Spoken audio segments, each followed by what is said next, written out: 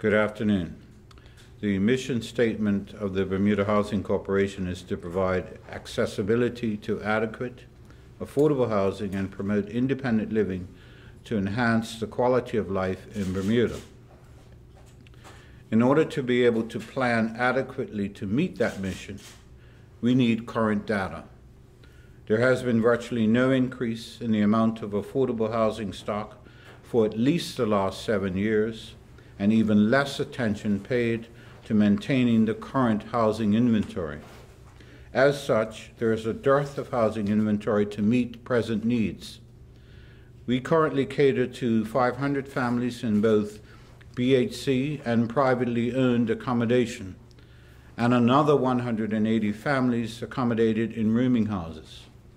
But with an ever-increasing demand, we lack the capacity to help more families.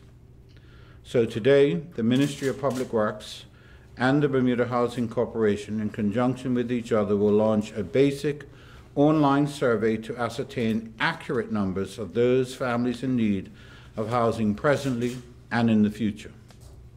The Bermuda Housing Corporation is committed to providing access to adequate and affordable housing and is determined to gather input from all Bermudians who also consider housing a priority. The goal is to identify what people need in terms of affordable and adequate housing for rent and/or purchase for themselves and their families. The survey has been designed to broaden the understanding of the issue of affordable housing in Bermuda and the accommodation needs of Bermudians. We are painfully aware of the struggles that people face regarding rents and purchasing units in the open market. Additionally, there are challenges and circumstances that prevent some from being properly and sufficiently housed, such as unemployment, underemployment, low income, access, and availability of units. The objective of the Bermuda Affordable Housing Survey is to identify key issues that will assist the Ministry of Public Works with strategizing and forward planning to meet the need. Accurate data is the key to being able to provide what is needed, so I encourage everyone to participate in the survey so that our plans and actions going forward will address the needs of the Bermudian people. The survey can be found online at www.affordablehousing.bm and will be available until the end of April. Once the data is collected and analyzed, we will either confirm or adapt the current action plans to address the need. As is our custom, we will publicly report those findings and plans. Thank you. Questions? Yep. Would you say we have a housing crisis at present? Crisis is a strong word. I think that there is a dire need. We, on a regular basis, are seeing families who are reaching out to the corporation, and in many instances, I think some have given up hope. And so the data that we currently have, we are having a raging debate regularly, with the management, about the number of families that are in need, because I believe that the numbers are too low. And that's not just based on a gut feeling. That really is based on the fact that in a number of instances, people reach out directly to the ministry. And so the Housing Corporation is the only vehicle I have in order to provide affordable housing. And so when I come to them, they report, no, they haven't come to us. And so part of the belief, I think, is if they actually get to me, I have a secret supply of housing that I can provide them with. That clearly that's not the case. And that the Housing Corporation is the vehicle that we would use to provide affordable housing. For me personally, and many in the corporation who've been here for a decade, this is very much deja vu. A decade ago, when I had this responsibility, we were in the same position. No housing had been built, and very little of the housing that existed had been maintained. And so over the last 7 years or so, particularly under the last government, the same situation prevails. And so the requirement for housing, I think, goes in swings and roundabouts. When people are employed, then there is less of a demand. When they are unemployed, then they beat a path to our door. And so we are trying to get a handle on what the accurate numbers are. And so it's important that people participate in the survey because that allows us to plan. We have some plans. We have some fairly dramatic plans that I really would like to launch and get going, but I don't want to do that in a vacuum.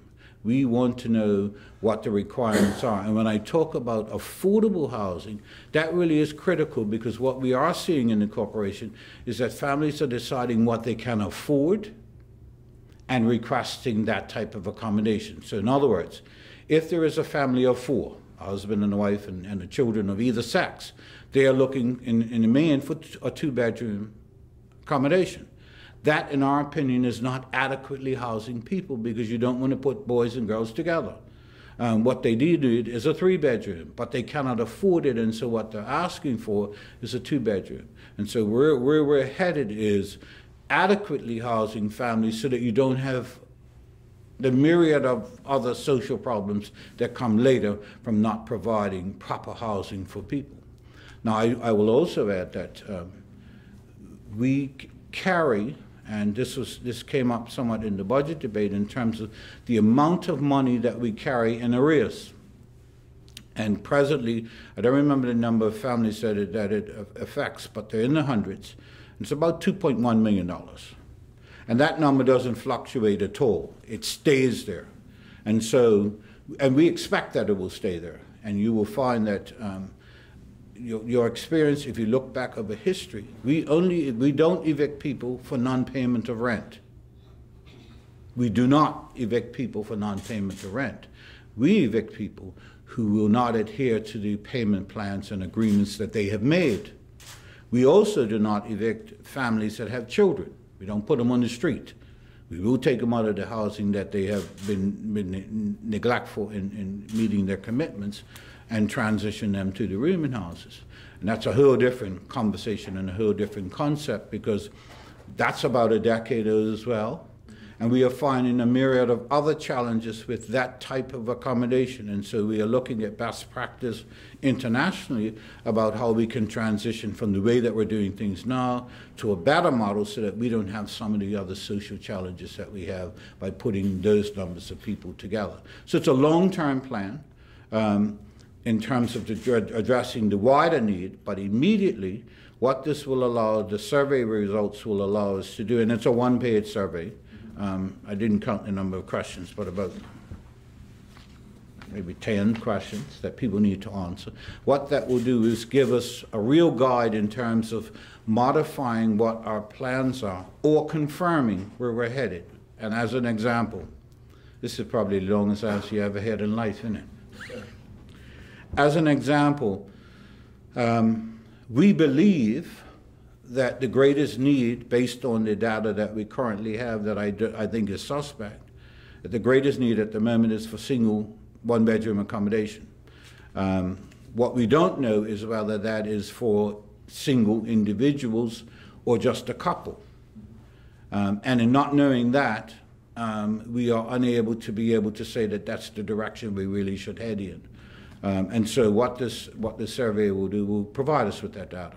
And then we'll be off to the races in terms of how it is that we address that. We do have some plans and some work going on at the moment, but it's very small in terms of the number of units that are going to bring online. And we would like to expand that dramatically.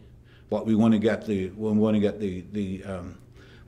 numbers right, and we want to be able to address the need that we're currently facing, and so people can help us.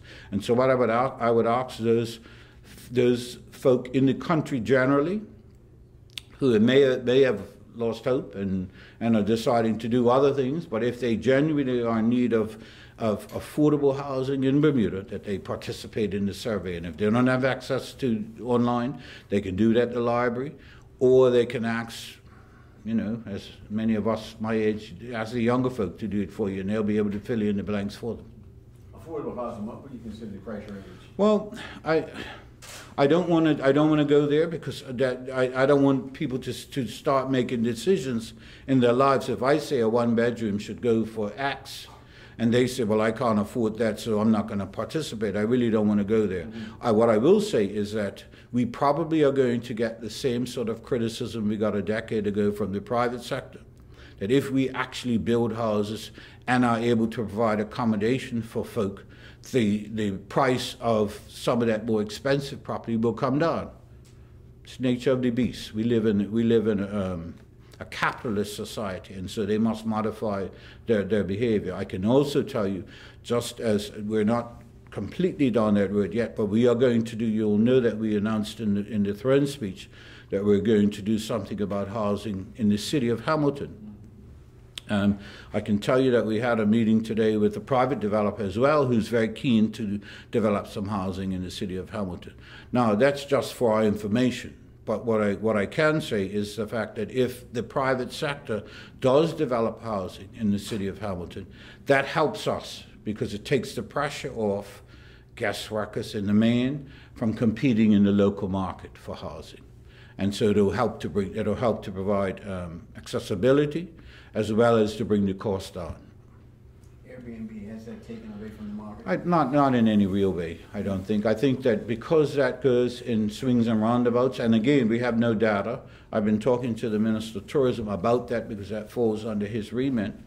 We have no real data, but if you know, it goes in swings and roundabouts. And so some of the people I can tell you that have entered that market have found out that, you know, it's not as sustainable as they thought it was. Because, you know, you could have a tenant, you know, a guest for the 4 months of the summer, and the other 8 months, you know, you're struggling. And so what I would say to folk who are in that category and who are looking to have a more long-term commitment and income is to look to us, because we still rent private sector rental properties. We do not pay market rates. We have a set rate that is applicable to 1, 2, and 3 bedrooms. But there is the guarantee that BHC is the tenant. We will sort out the tenant if they're a bad tenant and replace them with another one. We will guarantee your rent on time. And we will return the unit to you at the end of the period of our agreement in the state in which we got it. We are seeing a marginal increase in that regard. Because some of the challenge with people who have vacant units and are not inclined to rent them is they've had horror stories for tenants. And so we are able to eliminate that burden from them, particularly in the case of seniors, where I've seen a number of seniors who have a property, have seen these sorts of exchanges, and have reached out and said, explain this to me again. Because they've had horror stories. And the fact that the corporation will intervene on their behalf if there's a tenant who's not playing by the rules and replace that tenant if necessary. And that we're the tenant, they're coming on board and trying to help. And so we're seeing a marginal increase. And so hopefully this will help to see some others reach out to us and have that sort of exchange.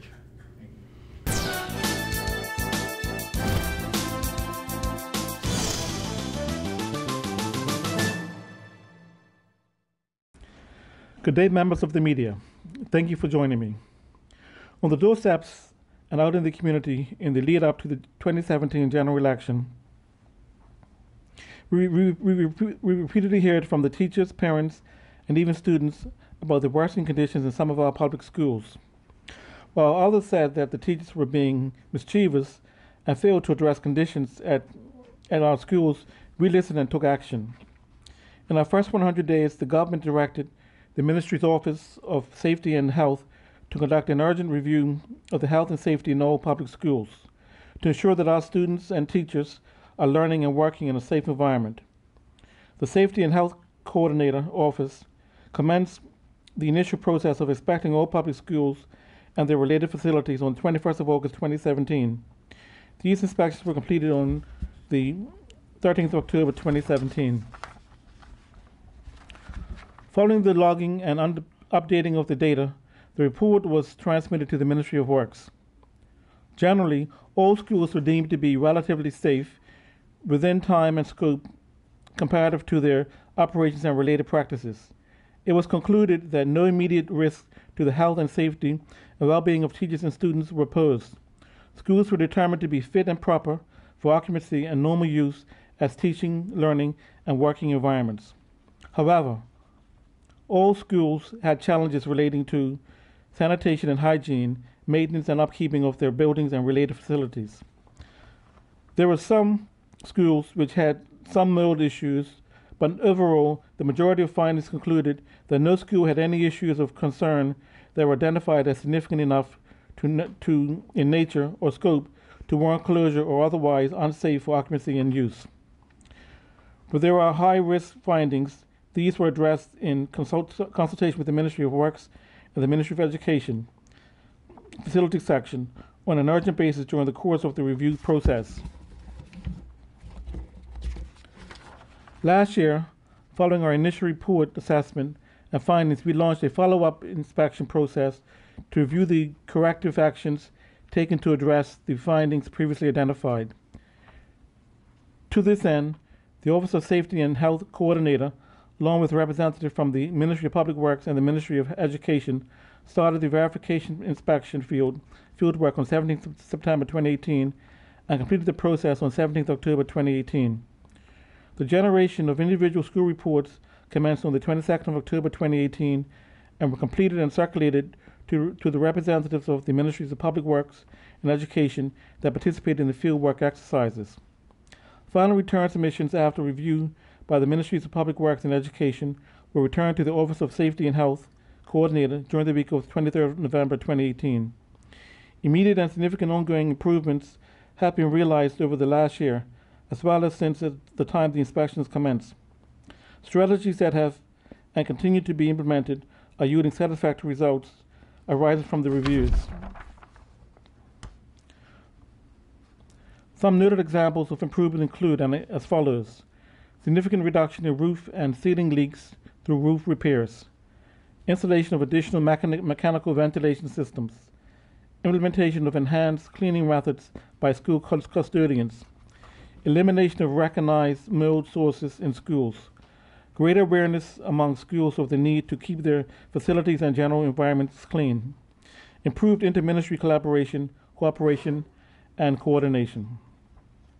As a matter of priority, during the timeline of receiving the original and follow-up reports, I can confirm that a concerted effort has been undertaken to ensure that every school undergoes consistent maintenance routine. This includes scheduled and timely upkeep and repair activities so that schools are being optimally cleaned and maintained in an acceptable state on a regular basis to ensure the safety, health, and well-being of our teachers and students. The government has made a clear commitment to ensuring that health, safety, and well-being of all its employees. The safety and health of our students and teachers is paramount, and we are committed to maintaining a safe learning and working environment for all our children and teachers. Lastly, to ensure transparency and openness, the health and safety inspection reports for public schools will be posted on the Ministry of Education's website so that the public can review for themselves the extensive works involved in identifying and correcting the deficiencies. Thank you very much.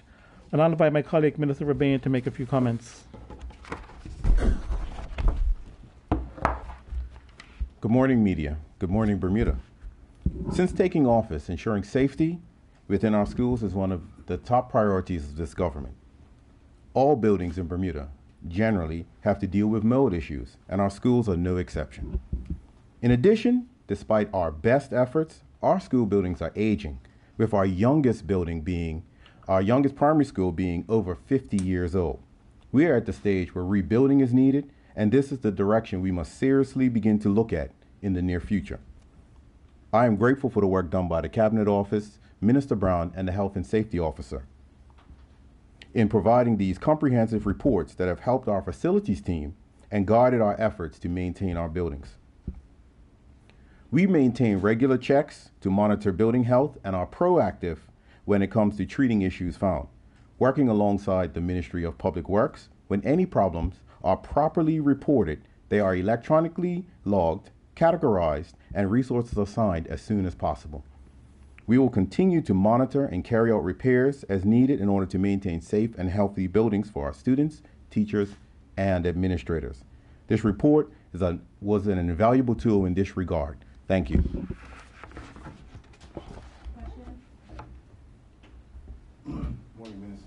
Good morning. Mine is directed more so to Mr. Rabain. You know the mold issue's been coming up from time to time.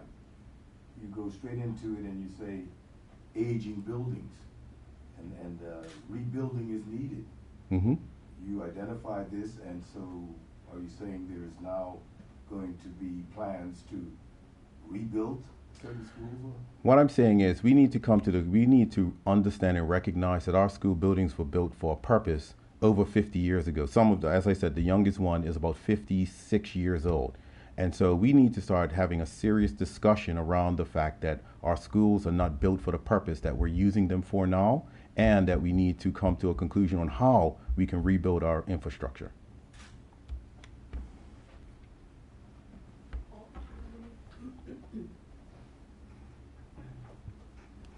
Good morning, gentlemen. Good morning. A couple of questions. I'm happy to whoever they feel more appropriate. Started off by talking about the health and safety inspections that were done between August 21st and October 13th, 2017. That was in line with the 100-day platform pledge. The findings of those, the report that's done on that, is that now accessible to the public? Yes, they will be accessible as well. Okay. When as? I was looking for it earlier today and couldn't find it. It will be available today. Okay, okay. Yeah. A couple of things based on that. Obviously, it was identified as a priority in doing these inspections within the first 100 days. What is the reason behind, I mean, from when these inspections were finished till today, it's about 18 months. What is the reason for the delay in releasing the findings of these reports? Well, the first report was done in 2017, and there was a requirement that there be a follow-up. So the follow-up took place in 2018, in October of 2018. And from October 2018 to now, we've had to process the actual reports and then get them ready for release. And it's just been a little bit of a time gap in between, but it's been a couple of months. So to clarify, subsequent reports were done to the ones conducted in 2017. That's correct. Before the ones in 2017 had been released. Correct. That is correct. Is there any reasoning behind that? Yeah, it was just designed to do a follow-up on the actual recommendations that were made from the 2017 reports to today. Despite the fact that those recommendations in the 2017 report weren't made public. Correct. Wanted to touch on some stuff that came up. Minister, you said that there were some high-risk findings in the report. I'm wondering if you can tell me a little bit more about what those were. Well, it's all contained in the comprehensive report that's released today. But the main high-risk finding will be the mold issue in certain schools that has been addressed by Public Works. Okay, can you tell me how many schools are we talking? What kind of prevalence of mold? Is this the kind of mold that's simply like in your kitchen that can be cleaned off? Is this some of the more toxic varieties of mold? It's a mold that can be cleaned up because Public Works has been working very hard to address the issues. So they've been working very hard to deal with the mold in the schools. Any other, in addition to the mold, were any other things classified as high-risk findings? I think that's essentially it's the mold that was the highest risk of findings. Okay. I think that's what I wanted to go over from Jim. Appreciate that. Okay.